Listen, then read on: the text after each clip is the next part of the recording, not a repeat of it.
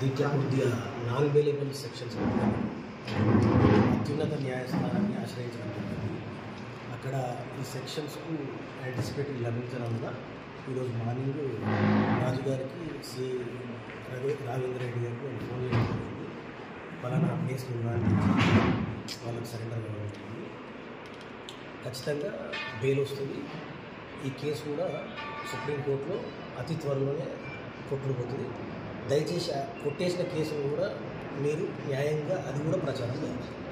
అంటే అసలు ఇప్పుడు భూ వివాదం అంటే మీరు భూ వివాదం అంటే భూమి నేను డెవలప్మెంట్ తీసుకున్నాను.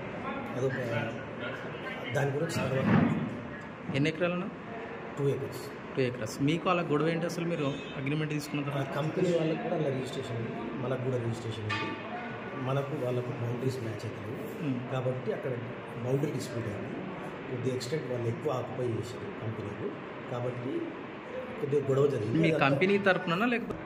నేను ఇండివిజువల్, నాకు సొంత కంపెనీ ఉంది, నా కంపెనీ తరఫున డెవలప్మెంట్ చేసుకున్నాను. Thank you so much.